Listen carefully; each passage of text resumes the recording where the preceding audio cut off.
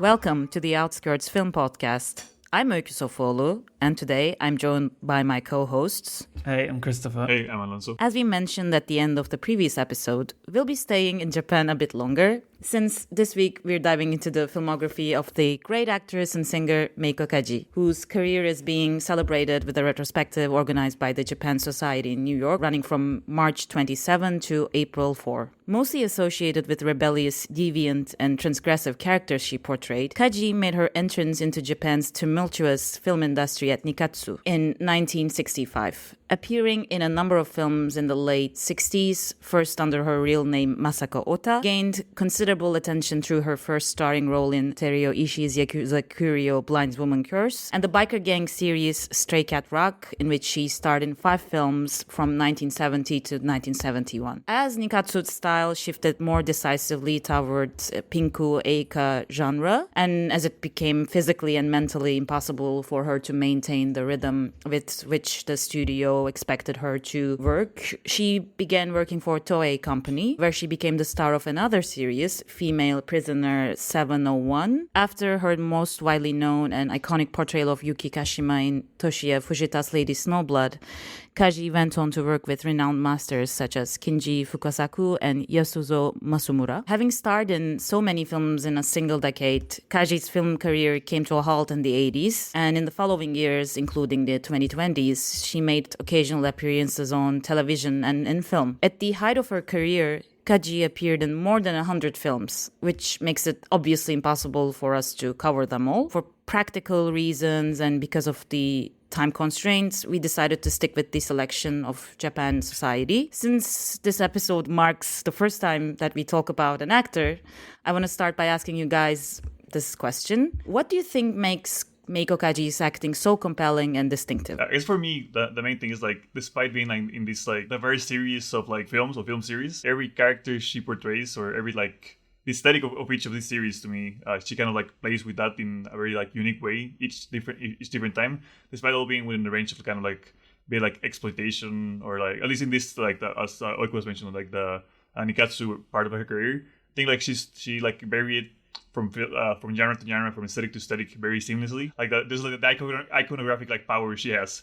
It's always very commanding on screen, but it isn't the 80s action star run the same gimmick over and over again. I think there's nuance to the different characters. Also, she has a very palpable sense of longing and melancholy in all these films that I think kind of get overshadowed by the more intense stares and those more primal instincts in some of the films. But I think that sense of balancing the melancholy and those nostalgic nature of the films with the more blatant and exploitation and exalted emotions of the rest of the filmic universe is kind of what I identify with her filmic career, or at least on this more well known part of it. Yeah, I guess also the question is it would be different if it came after watching just a few of the films and then having watched all of the films or most of the films that we looked at, because over time I started to see that the Kaji that you would know from Lady Snowblood and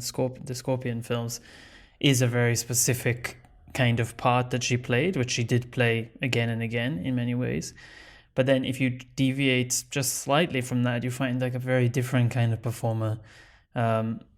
Those earlier films that I mentioned, they have that incredible intensity, which also is kind of amplified, ironically, by the fact that she doesn't speak, which was a well-known decision that she insisted on for those films. And of course, it's very clear that that lack of words creates a very powerful and expressive visual style that is revolving a lot around the eyes.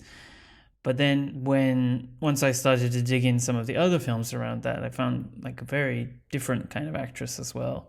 Like the Kaji of Stray Cat Rock, for example, or Wandering Ginza Butterfly.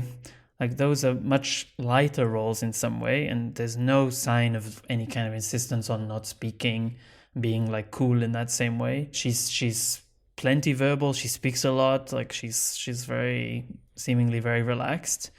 And then again, when I watched Double Suicide of Sonozaki, it's also a film that it's a very different style of performance for her. I can count on her in all these films that it's just a pure aesthetic pleasure to watch her work, but also that like the films vary so much and she varies with them. I also think that she's often associated with a type of character, as I said in the intro, like very rebellious for a female character. But at the same time, this lecture of her career creates a contrast with the studio system in which she worked throughout these years, because I feel like it's quite from the production perspective, it's a like crazy work conditions and exploitation. So the fact that the studios and the whole reading of her career reflects this idea of, she was a rebellious figure, whereas actually suffering from this very extreme work conditions, like with working day and night.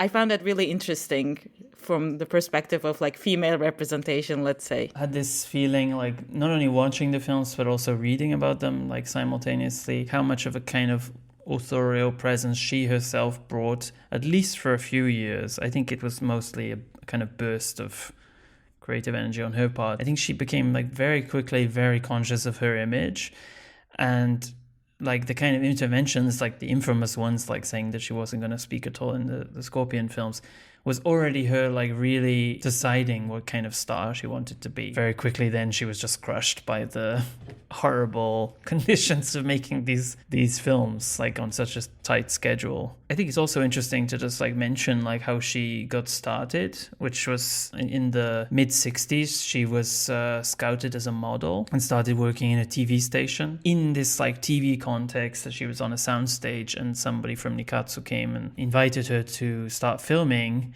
And she said, like in this interview with Kaiju Cinema, she said that she like signed the contract and started shooting the same day. You know, when we look at these films, like retrospectively, we are piecing together like her choices, which I think is fair also because it's evident. But there was also this element that she was, you know, not an actress really, and she was quickly thrown into the deep end. And like for a few years really had to try to like find a way to exist in this world and to like assert herself somehow. Throughout her career, I think one of the choices that she consciously made was working with Yasuzo Masumura. And even when she really wanted to work with him, but at the same time, the whole schedule, the whole shooting was so hectic and stressful for her that she mentions that she lost 10 kilos or 10 pounds. I don't remember exactly. But like, even those conscious choices were quite hard and stressful and hard on her. You know, at this period, she was kind of arriving simultaneously into a sort of like amazing period of creativity, which produced these films. But also, I mean, objectively for the industry, it was a disastrous moment. You know, like a lot of the studios were having like serious troubles. The audience numbers had basically collapsed. As Alonso said, like she left Nikatsu because of this like pressure to join the new Roman porno movement that was just starting to be enforced on all of the actresses. When she's talking about her career, she sounds almost wistful that she didn't have more of an auteurist filmography, that she wanted to work with Masamura earlier, but you know, at the time that she was making films, Masamura was at Daiei. For like Masamura heads like me, like it's interesting to see how in the 70s, like this ultimate studio filmmaker had to basically shop his wares at various studios and make what he could. So it was also like a very bad time to be working with auteurs in that way. I read an interview where she kind of says like, wistfully she says like, oh, and there was one time where I almost worked with Akira Kurosawa, but you know, it wasn't to be. You know, it's like, and of course, like when we watch these films, like maybe for us it's better that she made these kinds of films than that. 粉雪ちらつく夜のこと私を産んで母さん死んだこの世に未練を残して消えた消えた Maybe we can start by like with a controversy, like a controversial opinion that we have about one of our most iconic roles, because I think one of the least favorite film of ours for this episode was Female Prisoner 701 Scorpion, the first film of the series. Maybe we can talk about that and then shift into the second film that you guys loved a lot. Sounds like heresy, because I think that's like the cult favorite usually when people think of like her career. And to me, like the thing with this film is like, on paper, if you read what it is, and like just like the title and the vibes and the like female like prisoner kind of like traditional films, you would assume it's like more like on the side of like a like trashy exploitation film. And technically it is like in many ways, but aesthetically I found like some kind of like collision with like the amount of like artfulness it like embrace. With that, I mean, like, to me, at least in this film, there's like a lot like of direct like inspiration and dialogue with like European art house like mannerisms. Well, I guess I was kind of thrown off with that balance, and I think also considering like the character psychology and everything the film is kind of building around. To me, there was kind of a clash there, and I also think we can talk about this later, like how the second film, being more like primal and out there and like more like erratic, to me kind of like embodies better the kind of like filmic experience that I was thinking I was gonna get on the first film. Like I felt that those exploitation parts were a bit off, or like kind of created this incoherency between the tone. There were some really tragic and heightened moments that are not necessarily attuned to the exploitation, more trashy aspects. I watched the second film first, which is a much more kind of elemental vision, and also speaking from this perspective, is a film that kind of works on its own if you don't know that there's a film that comes before it. So for me to come back to this first film afterwards, it's more prosaic. There's more things being set up. The beats are being hit of like this kind of prison film and so on. It's neither one or the other. It's not like a purely like trash exploitation film, and it's also not this kind of arty film. It's like somewhere in between. It made me interested in this director Shunyo Ito, who made these three films, because like he's clearly someone who has like a strong sensibility, like very arty on some level, but like willing to go to very ugly places. It's an interesting entry point because it shows like how Meiko Kaji was great, but she also like happened to be inhabiting this very strange period of Japanese cinema where these kind of like journeyman directors were there, but they were somehow, I don't know, creatively inspired or whatever. So they were able to turn this film in collaboration with her into this kind of like weird sort of psychedelic exploitation film. Yeah, like this constant like flow of like different like genre pastiche. It's like something also very prevalent in this period of time, of how these filmmakers related to those like foreign, like sometimes American influences, and kind of like how the countercultural hype and exploitation part of it and the like early 70s kind of was built into these films almost like immediately. Because like both of the famous Prisoner Scorpion films we watched were from the same year. So it's kind of crazy to think, like, I imagine they were like shot almost like back to back, and like aesthetically they're like very far apart. So I'm kind of like wondering what happened along the way that we're like, okay, so we're like fully like delving into like more like almost like mythical kind of like like fever dream kind of like experience for the second one. I guess like since the second one is like almost kind of like an abstracted primal experience, then the first one, those like tonal clashes, particularly at least to me, kind of happen when you're seeing like this like artsy, colorful, almost like kabuki theater kind of like sequence, and then you have like this like ugly like sexual violence sequence. So that I did feel like that being jarring. Even though they're tonally different from one another, I think of Lady Snowblood, for instance, which is also a revenge film. In Scorpio, we have these flashbacks that kind of try to set up why she's trying to take revenge and go escape the prison. I think the way it's built in a clumsy way, whereas it works quite well in Lady Snowblood.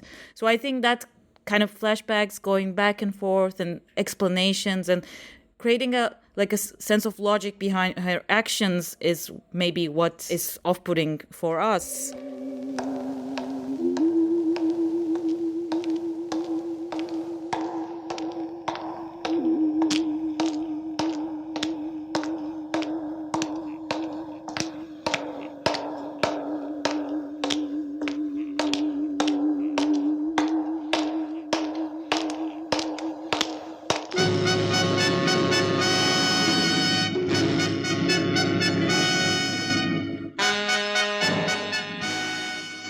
think of the films we watched, maybe 2 of them are from a little later in the 1970s.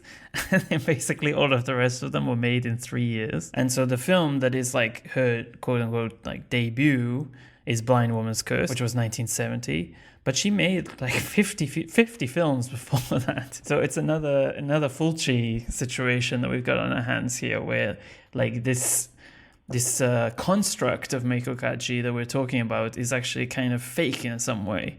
That it's like a very long career that we've just like, because of the Japan Society retrospective and also because of received wisdom and the films that get remembered, like we're talking about a very, very concentrated period here for the most part. I think maybe it's a bit of a different perspective on acting and historiography of these things, is that it's still from an auteurist perspective, I think, because she herself considers these small roles, appearances as unimportant maybe, but still I think to see, to observe or study how she achieved or arrived to Blind Woman's Curse itself was, I think, interesting. Yeah, although I will say that like part of the pleasure of this series for me was that like at least compared to our other explorations, it was a little auteur light, let's say.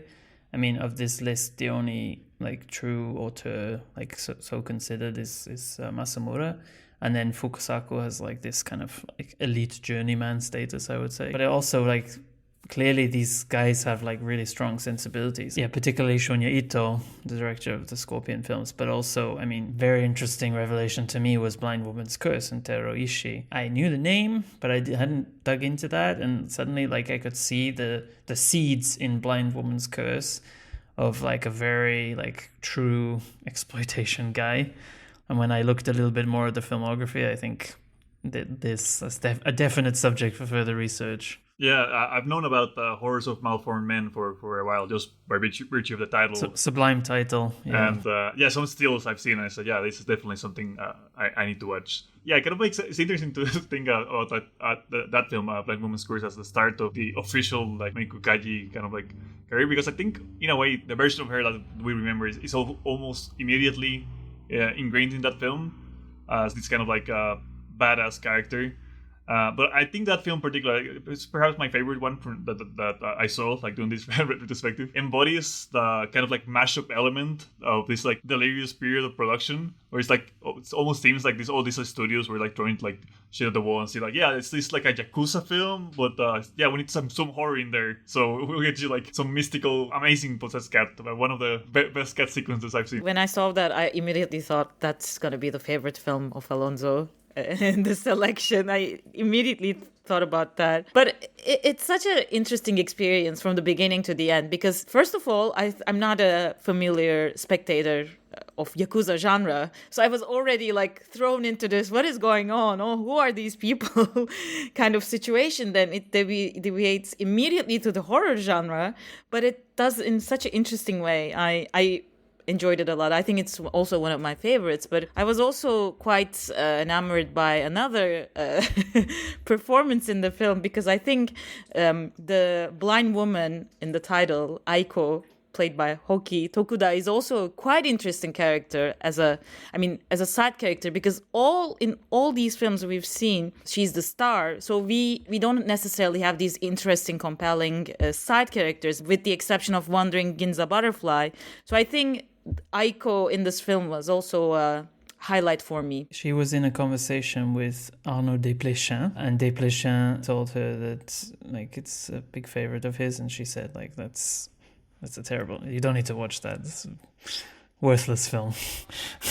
But that's always the good films. I mean, if it's a film that the director hates, then it's usually, I mean, Emmanuel 5, look no further. I mean, I can understand that as well, because like even like tonally, this one, like I guess like the proto splatter element or might throw some people off, and even like just like looking at how people remember this film, it isn't particularly like that much. It's usually compared like unfavorably towards like the film Scorpion series and like the latest Snowblood films. Despite her being like the main character here, to me, perhaps that's the main difference as well. The ancillary aspects of the film perhaps are as interesting as her character, or even more so, as Oiku was saying.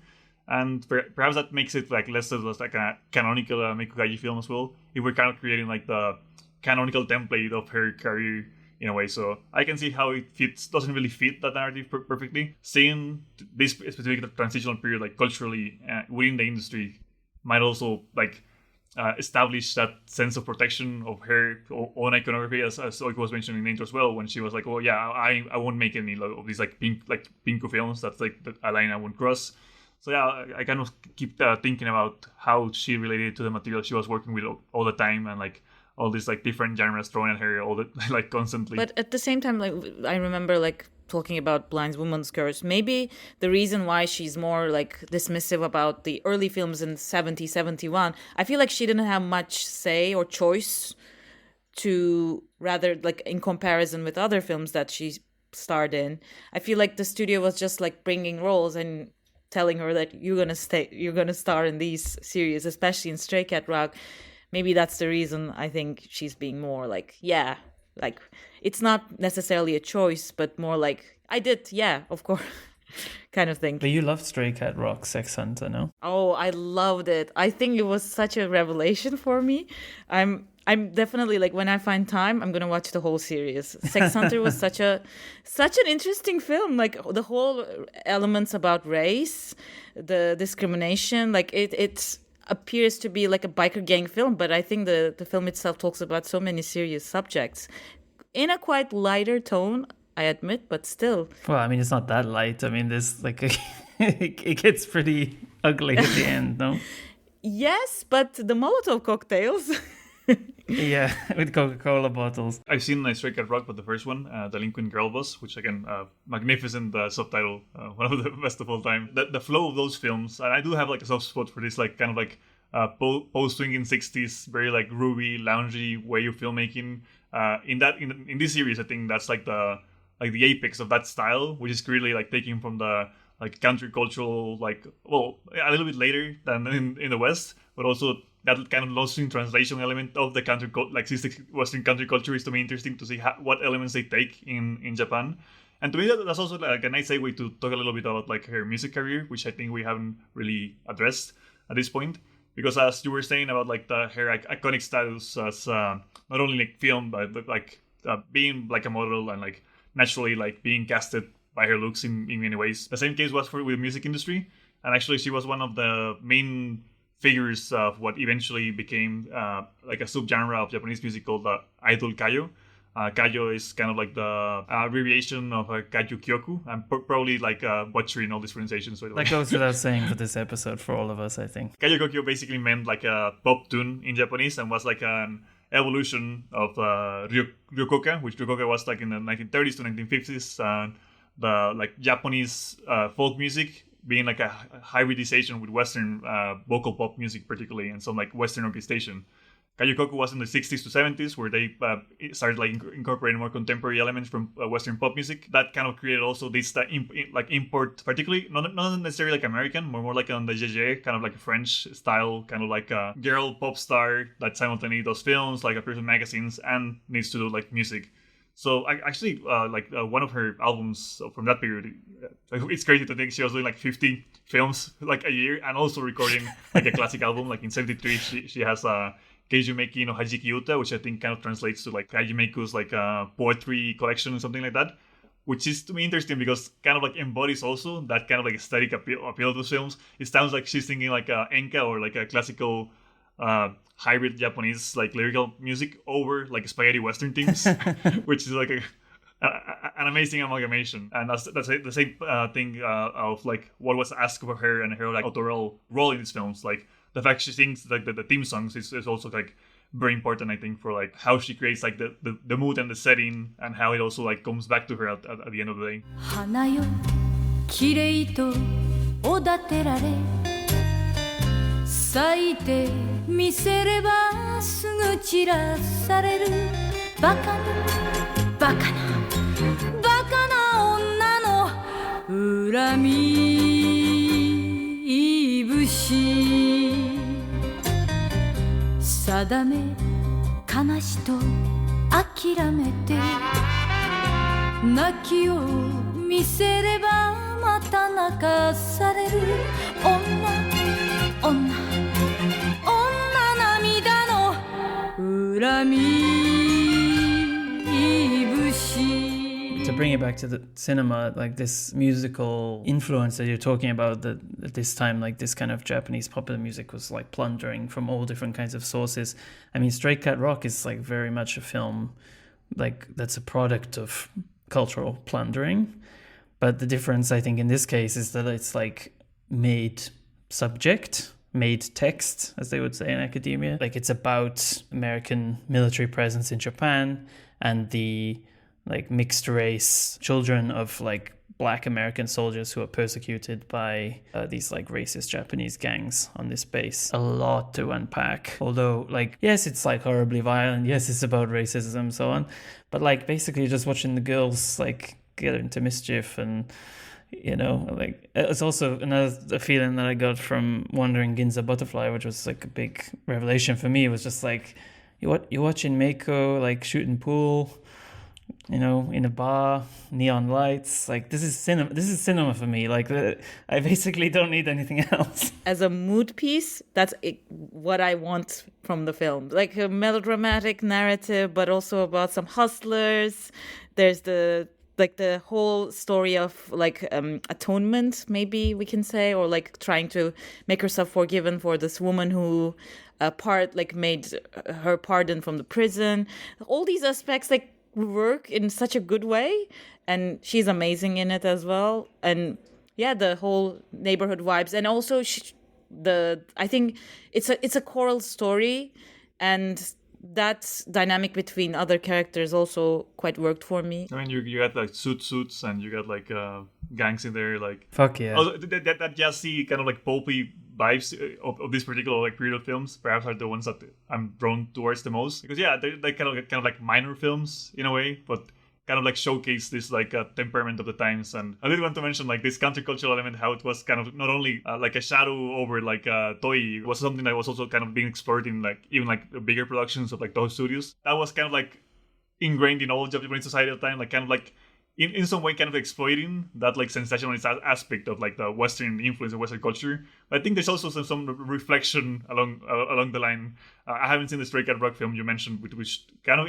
fascinating to me to think how it evolves towards that, because the first one is basically like a very like second wave feminist kind of like all men are evil kind of vibe, which is like biker gang goes against them. Like Wandering Ginza Butterfly, we said it's a minor film, but I was so impressed by how beautifully it was shot on film. It's just the images themselves. Maybe it's a like in her career and overall in the history of cinema, it's a minor film. It can be, but to me, you remember the pool scenes where they have this like a showdown and try to like win the bar Bronco from the yakuza, and you literally see her sweating while she's playing, and these like small details of material texture details, I always find them really fascinating because they're not necessarily there to signify anything. Yeah, just wanted to say that for further reference, when I say a film is minor, I say that praisingly.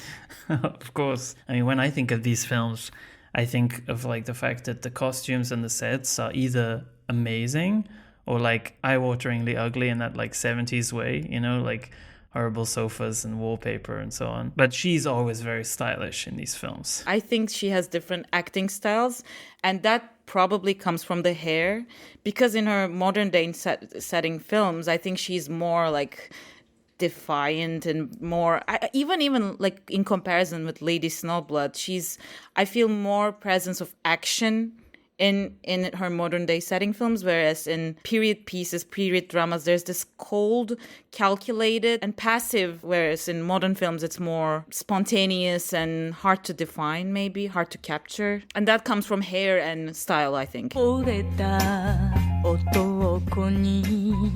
命をかけて傷の痛さに泣いたけど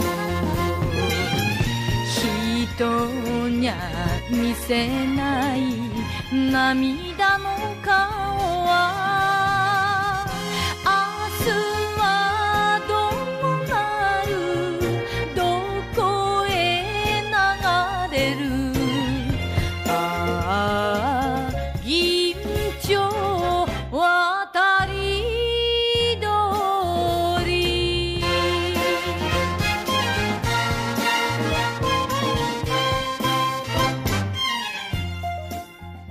was thinking about the ugliness and these like background elements, and I thought again of the double suicide of Sonezaki. Soundtrack to that film I found very jarring. Super jarring. It is conceptually interesting because there's like this like juxtaposition and anachronism of like you have like this period piece like a film in like Edo Japan, but at the same time we have like just like very like awful kind of synth rock soundtrack, like very like early 80s, late 70s. So again, to me there's like some beautiful juxtaposition and in the anachronism of that. I don't want to trash too much like Ryodo Uzaki, which he composed that, and he's kind of like plugging his aesthetic interests for his band, which I don't really like. The music itself was kind of changing, and these like attempts at creating and jumping on bandwagons aesthetically, which I guess like doing that in this particular film is also kind of like weird, considering what the film is, which from the films we saw, I think is perhaps the closest one. I don't know if you agree with this, towards being kind of like because I know Masumura isn't really like a prestige filmmaker in the traditional sense, but since it is like a period piece and it's very like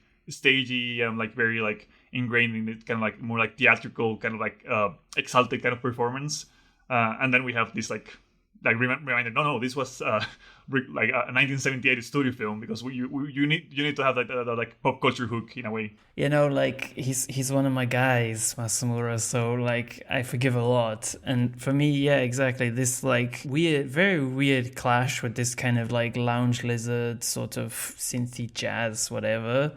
Like being on this like prestige film set in 1703 is very jarring, and it's like a very strange choice that's not easily explainable. At that time, like Masumura's career was in the toilet, so... I mean, the opening sequence, you have the Buddha statues and the jazzy tunes playing, so when you have this scene, you're like, oh my god, I'm gonna watch something so eye-opening and new. You start watching the film with those promises, and then it immediately goes back to this really classic, very structured and tonally heavy drama. Maybe that was why I found it a bit disappointing, because I think on the musical aspect it's quite transgressive, like the way it combines them, but in the image and the tone of the story itself is quite classic. Yeah, I mean, it was a film... I mean, it has a weird place in Meiko Kaji's career, because like she constantly says it's her favorite of her performances. And I think that was because she won... I mean, there's part of it is because she always wanted to work with Masamura and finally did so. But also she won the Japanese equivalent of the Oscar for her performance in this film. So I think it was probably this moment of like peak critical respect in some way, because of course the films that like we are talking about as cult films, like The Prisoner Scorpion, Lady Snowblood, I mean, I'm sure people loved them, but they weren't like critically beloved films. Like this was her produced by the Art Theatre Guild, and like when you watch the film, that's at the start, it's like very self-consciously like a prestige art film. So I think for her, probably, you know, if I can think about that, is like she's looking back on her career and is like, oh yeah, that was when I finally found the respect that I deserved. Which is weird because, you know, it's as you said, like Masamura at this time was quite a pulpy filmmaker, and I can easily imagine that without him this film would be kind of turgid. Like for me, what's so special about this is like this insane closed off intensity. Like the fact that basically the whole film essentially is just this like torrent of like emotional intensity from one scene to another, with almost no wide shots to ever really open anything up. It's almost all contained and like highly intense. And it was also like for him as well, like, you know, she clearly admired him. She really wanted to work with him. But as I said, his career was in a really bad state at this point, and this was the last film that he made that anyone considers like of any value. After this, like he made two very disreputable films, and then his career was over. Yeah, it's a strange UFO in that sense. I totally see why Meiko Kaji cherishes this performance particularly, because also I don't want to generalize about actors, but this is the film where she gets to like the theatrical monologue while she's crying, and I can almost picture like the Japanese Oscars like showing the specific monologue she does in like in the final 10 minutes of this film. But it's so good. Yeah, it is very good. It is very good. It's not Timothy Chalamet, you know, or like fucking Jessie Buckley. It's like she's amazing. But yeah, I understand what you're saying. Yeah, I mean, I do struggle like tonally with this film. It has some the weird elements that give me like when I think like the film has lost me, like particularly the merchant character. I think Hyomon. Like he's such like a pulpy character, like villain. Like his schemes and the way he performs, that he's always like, yeah, this isn't purely like a prestige film at all. Like it has this kind of like lowbrow elements. I know that it's based on a play from like a very famous like playwright in Japan as well. And I know also like the script isn't necessarily like a direct translation of the text as well. So there's like some elements that were kind of like conceived specifically for the film to work. Which I think actually was the merchant. The merchant was added in this version, as I understand it, which is kind of hard to imagine because I mean he's so like central to the plot. Yeah. But I'm pretty sure that like putting this like almost like mustache twirling villain in the film was like part of like trying to make it more like commercial in this period. Maybe it's because also the theatricality mostly comes through the text itself. The fact that it's has that fatalistic element that from the beginning the film itself foreshadows their death, and we know like they like expresses their wish to die together numerous times, and this probably is in the text itself, kind of doesn't really help to the cinematic elements. So either the film for me could have used this fatality and build it through a more cinematic devices, but I think it stays in the more like a surface level of theatricality. I think if it were on a stage, the tragedy, the inevitability of death could have been more interesting, but I think cinema itself kind of has other ways of incorporating that, which this film doesn't do.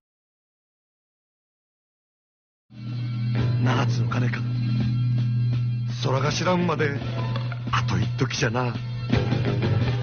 徳兵衛様、夜の明けんうちに人は死ぬもの。はよ曽根崎の森にたどり着いて一緒に死にましょう。死のうはつ。今まで人事と思ってたことがとうとうわしらの身の上になったな。どうせ死ぬんなら見事に果てて死に様の手本になりたい、そう思っております。そうじゃった。行こう、お初。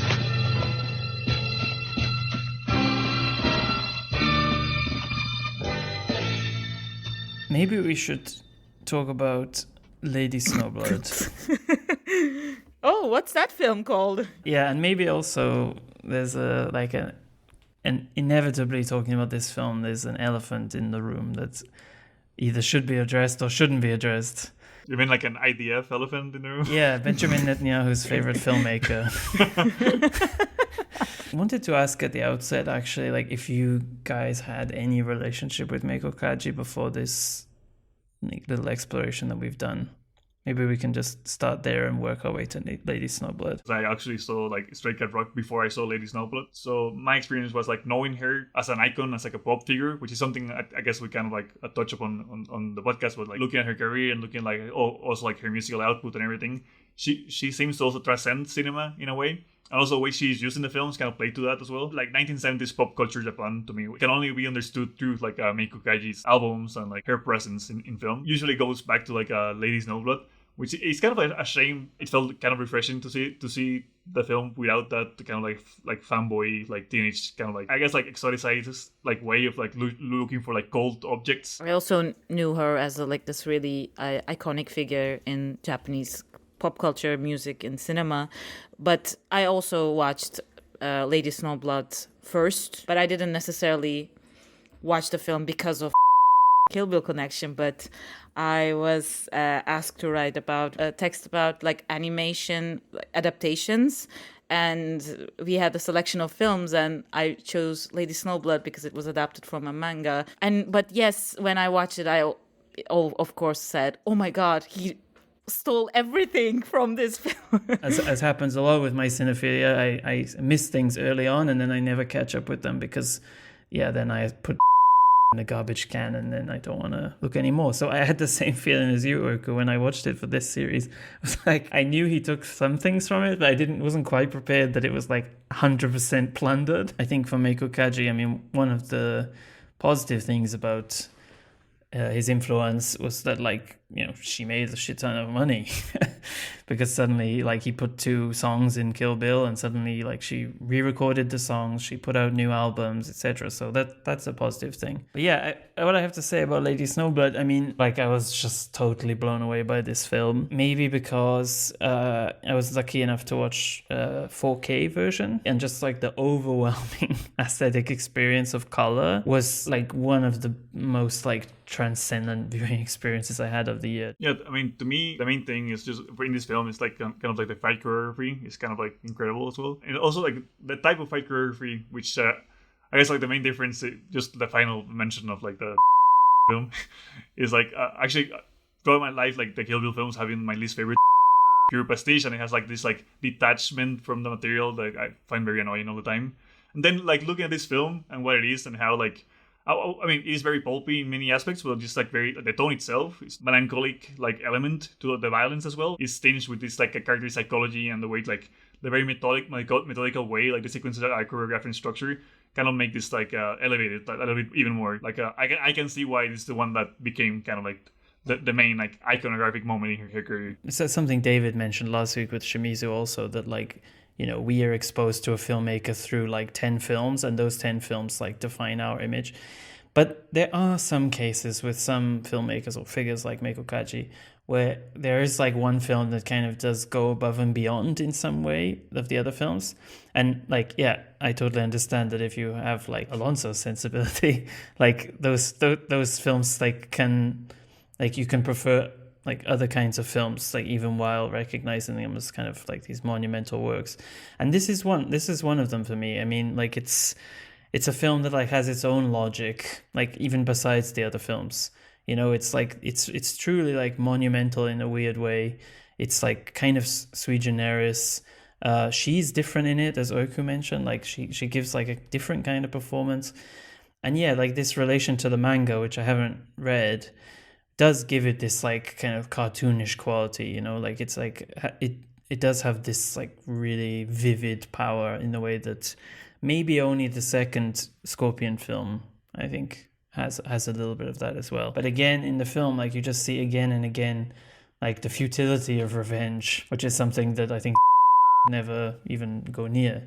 You know, you just see like it's just like her quest is a quest of repeated frustration, climaxing, I think, in this like amazing scene where she goes to Gishiro, the guy she most wants to kill, goes to his grave, finds out he's dead, and like slashes the flowers at the grave. Something you said, Alonso, I found it really interesting because the psychological melancholic element is like against what she's trying to do, because she was born and came to this world to act like a machine. So the fact that she's still like framed or given these glimpses of humanity or this sensibility is maybe her flaws, but what these flaws also make her human. So this whole level of contradictions that inhabits her, I think what makes this character so compelling and canonical. Like it's indisputable. I mean, sometimes we just like deviate from these canonical readings of her, but I can't like say anything about the position of this film in her career. I think it's really something else. 死んでいた朝に弔いの雪が降るはぐれ犬の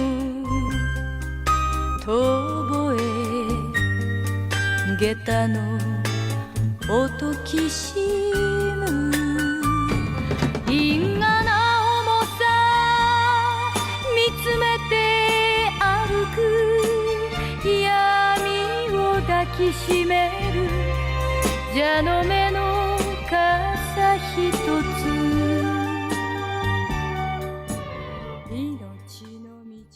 Maybe like the two films from the series that I saw that you guys didn't see, both by Kinji Fukusaku, who along with Masamura is the other kind of big name director from this series. It's a little strange why these films are included in this Japan Society retrospective. Not because of the quality of the films, but because of who she is, like what she does in these films. So the first one is Yakuza Graveyard from 1976. Very much a Fukusaku film from this time, you know, like macho in the absolute extreme Yakuza film, which she doesn't have a major role in for most of the film. It's true that when she comes in at the end, she's powerful, but otherwise I think she's kind of more or less relegated to the background in this film. She has a bit more of a substantive role in the other film in the series, New Battles Without Honor and Humanity, the boss's head, which I was confused about. Again, as I've like said in this episode and other episodes, I have horrible ability to like program my own selection of films. So I thought this was the second film in the Battles Without Honor and Humanity series. Turns out it was the seventh. And she's also very good in this, but again, there's not a huge amount there to grapple with. Like it's true that these two Fukusaku films, like the New Battles is from 1975 and the Yakuza Graveyard is from 1976.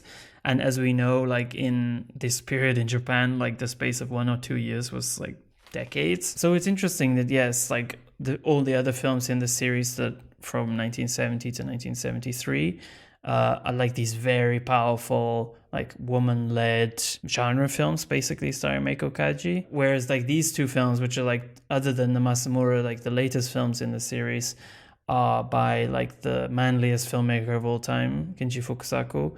And she's like very much relegated in those films into a kind of background role. Even when she's wonderful in these films, like she's very much in the background. When you've watched 8 Meiko Kaji films, you want to see her. You want to see your girl doing like her death stare and stuff. You don't want to see her like serving tea. I always wondered, like talking about Masumura and Fukusaku, she wanted to like fully, as you said, like switch into these more auteur films, and maybe that was her way of compromising her star status to these minor roles, even though I think the double suicide at Sonezaki is quite big. But it's interesting, like when we talk about that film, because it's as if like the height of her career, and then afterwards in the 80s, like as if she made her the most important, gave her most important performance from her perspective, and then like stopped. I think after that, in the 80s, there's only one title, one film that she starred, and then literally disappeared from the cinema screen, and with occasional role appearances on TV. I knew that she had these horrible shoots that were like physically demanding, and then I knew that like Japanese cinema was in a crisis. So I thought, okay, she retired, and then she sort of came out of retirement in the like 2010s to 2020s. She didn't retire at all, actually. The reason that she stopped making films was that she had a main role on a TV show called Onihei Hankachu, and she was on that series from the 80s through to like for various specials and like continuous programming, like way like for 25 plus years. So in the Kaiju Cinema interview that we read, she mentions that like this was basically like she just didn't have time to make movies, which I'm sure is also somehow of a convenient excuse. But like that was the reason. It wasn't that she like 100% retired. She just turned to television. I mean, maybe the difficulty of wrapping up this episode is that so far we always discuss this like filmmakers that like encountered downfall after making these bad films in their late careers, but I don't think it's the case for Meiko Kaji, which makes it harder for us to bring a conclusion. But like thankfully she's alive. She's even like presenting her films in the Japan society. She's alive, she's thriving, and we're thankful for her. An Outskirts Film Podcast first.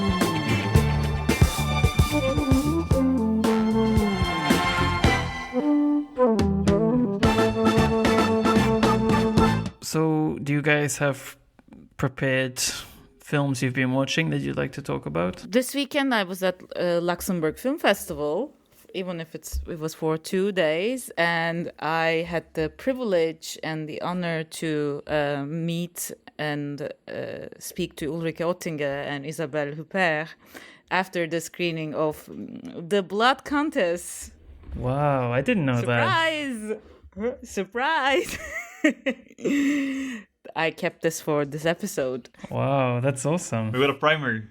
Wow, what a film. I mean, since we've been talking about late careers, Ulrike Oettinger is 83, and this film was a project that she wanted to make since 1998. So imagine the time that she was been working or pitching or reworking on this project, and then she finally made it. And I think it's just amazing how refreshing and entertaining this film was. From Isabelle Huppert's performance, I think there are roles that she's more transgressive, more groundbreaking, but still the fact that she's like enjoying herself so much portraying these characters, I think, was the highlight of the film, because you feel that she's genuinely excited and happy to be there, and not necessarily because it's like a auteur film, but this character, the setting speaks to her, and I think she's fully there. And Oettinger is like known for these more genre-bending films, like in both sense of the term, in new German cinema. And I think it's an interesting turn after the more ethnographic documentaries that she made in the 2000s and 80s and 90s, because I think it's still a quite structurally contained film within a more like a defined settings in Vienna. So we have this vampire figure that tries to find a book that is able to destroy the vampire kind.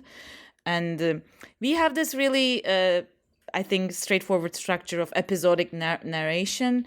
But still, I think there are these really interesting set pieces and quite weird performances and bursts of imagination. Like there's a scene where Conchita Wurst makes an appearance and she sings a song.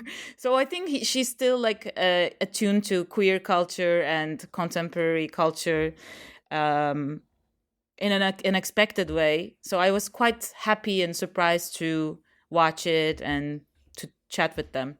How about you, Alonso? What did you see recently? One I really wanted to watch for a while was Zhang She's Golden Swallow. A lot less known than the first film in this series, perhaps, which is King Who's Come Drink With Me, which is like a wuxia classic. Golden Swallow is fascinating because it takes the same premise of the first film, in the sense you're following like the Golden Swallow character, interpreted by Sheng Pei Pei. When this film, while the first one was perhaps a more like classically Shaw Brothers late 60s wuxia film, in this one it's kind of like a lot of like court intrigue and a lot of like love triangle and that happens in the film, and Golden Swallow kind of like subverted my expectations because it didn't really play up to what I liked in the first film, but has this like very like a lot of tension between the characters and the back and forth. Like they're staging this like amazing like martial arts sequence throughout the film where they go around like defeating these like evil masterminds and warriors. But at the same time, like there's like this competition between like the two other characters, because they also have like great names.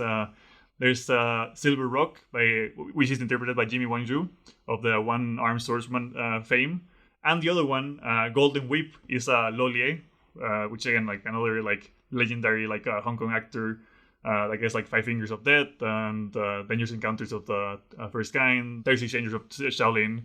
So basically you have like this all-star like love triangle between these like mighty warriors be like the center stage of this wuxia film, and I don't know, I was like blown away by it. I think it's like on par with the first one, and kind of makes me want to do like a Shang-Chi retrospective soon as well. Which I know is kind of like a whole endeavor. I'm talking about filmmakers with almost 100 films. What about you, Chris? Like in contrast to our home retrospectives that we do for the episode, I have some celluloid pics that I watched in the last week that were really amazing. So the first was that I went to a program of Slovenian experimental films curated by Mateusz Jerman and Juri Meden, who's from the Austrian Film Museum, and they made a movie last year about these experimental films. and all the films were worthy. But in particular, the final film of this program was a movie that I've wanted to see for quite a while, which is called Bite Me, Once Already, by Davore Marz, which is a film wasn't made with a camera. It was made with the director chewed and tried to digest the film stock. And so there's only one version of this film, like the version that he bit, that exists on 8mm. So we watched that. And it was amazing because like you could smell saliva, like decades old saliva, like as it was running through the projector. So beautiful. It's like 1 minute and you just see like the bite marks dancing on screen. Like this is how I knew I was in the right place. The crowd, like as soon as it was done, yelled that we should watch it again. So the projection is like rewounded and we watched it a second time. And the second time it was playing, the audience did like chewing noises as the film was playing as a kind of soundtrack spontaneously, which was really, really nice. And then the other one was that I went to like incredibly precious program organized here in Prague by an independent Russian curator called Ilya Lukinich. And he had, I think on his own money, rented films by Nathaniel Dorsky and Jerome Heiler. And the season is in 2 parts. This was the first one, and it was 2 Heiler films and 2 Dorsky films. And I haven't seen a Dorsky film in many years. So to come home to Dorsky was, of course, like an immense pleasure, as always. We saw The Return and my favorite, Intimations from 2015. But actually the big revelation was honestly the Jerome Heiler films, and I had never seen those films before. And so they showed In the Stone House and Words of Mercury, which both like absolutely blew me away and were absolutely transcendent experiences. It's kind of impossible for me to describe them to you now, but Words of Mercury is like this pure kind of globules of light, beautiful horizontal movement, like an amazing film from 2011 that I think was one of the first films that Heiler ever showed after a long hiatus. And the other film, In the Stone House, was described by Ilya in his introduction as like a cult film, which is this like 35-minute epic by their standards, which kind of combines both like documentary and experimental film. And it's really, really amazing. Wow, that sounds really precious. I think you had a really precious and important film experiences this week. Oh, I think we covered all the bases. We had like a Slovenian experimental film on 16mm. We had like a late style film festival with interview and like pirated copy of like Hong Kong film. That's the whole cinephilia is in there. That's the Outskirts Film Magazine for you. Yeah, no middle brow, just like highbrow and lowbrow, and nothing in between. That's how it should be. So we're finally at the end of this episode. If you have any recommendations, if you have any complaints, if you have any love letters to films, to us, to Outskirts Film Magazine itself, please feel free to send it outskirtsfilmmagazine@gmail.com. And our next episode will focus on Doris Wishman, and I personally am very excited. On another note, just to mention that Boris Barnett, a Soviet poet, retrospective is playing at Metrograph and the Theater of the Matters from March 30 to April 11, and for that occasion, Outskirts Film Magazine put the first issue of the magazine free access on the website, and you can download it from clicking on the shop section on the website. See you in the next episode.